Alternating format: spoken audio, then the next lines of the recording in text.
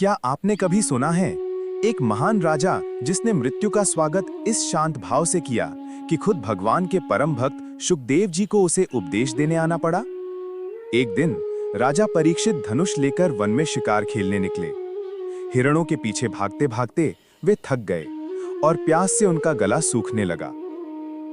उन्हें कहीं जल नहीं मिला। तभी उन्होंने एक आश्रम देखा जहां एक महान ऋषि शमीक ध्यानमग्न बैठे थे। वो ऋषि मन, प्राण, बुद्धि और इंद्रियों को जीत चुके थे। जागृत, स्वप्न और सुषुप्ति की सीमाओं से परे तुरीय पद में स्थित। अपमानित होकर राजा क्रोधित हो उठे। उन्हें लगा ये ऋषि केवल दिखावा कर रहे हैं। उन्होंने अपने धनुष की नोक से एक मृत सर्प उठाया और उसे ऋषि के गले में डाल दिया। क्या आपने कभी सोचा है एक बालक का क्रोध एक धर्मराज के अंत का कारण बन सकता है? ऋषिपुत्र श्रृंगी पास ही खेल रहा था। जब उसे यह ज्ञात हुआ कि उसके पिता के साथ ऐसा व्यवहार हुआ है, वो क्रोध से कांप उठा। राजा होकर भी ऐसा अधर्म! फिर उसने कौशिक नदी का जल आचमन कर राजा को शाप दे डाला कि 7वें दिन तक्षक सर्प इस राजा को डसेगा।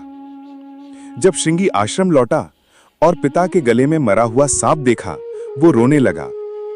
शमीक ऋषि ने आंखें खोली और बालक से पूरी बात जानी। उन्होंने कहा, परीक्षित कोई साधारण नहीं है, वे भगवान के प्रिय भक्त हैं। तूने उन्हें शाप देकर घोर पाप किया है।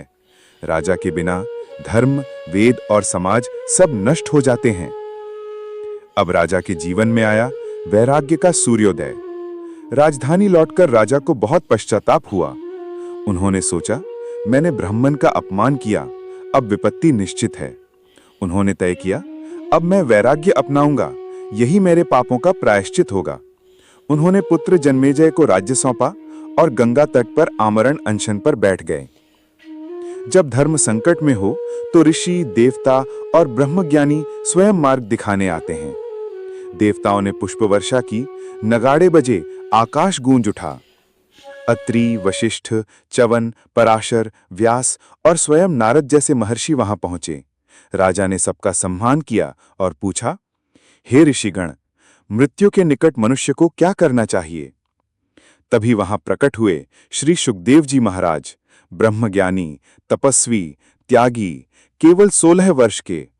जैसे ही ऋषियों ने उन्हें देखा, वे सभी उठ खड़े हुए। राजा दौड़कर उनके चरणों में गिर पड़े। भगवान, हम पापी हैं, फिर भी आप जैसे महापुरुष का दर्शन मिला। ये भगवान श्री कृष्ण की कृपा है।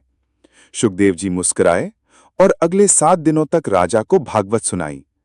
क्या आप जानना चाहते हैं कि शुकदेव जी ने परीक्षित को क्या सुनाया? क्या थी वो दिव्य कथा जो आज भी भागवत के नाम से जानी जाती है? अगले भाग में जानिए भागवत कथा का प्रारंभ।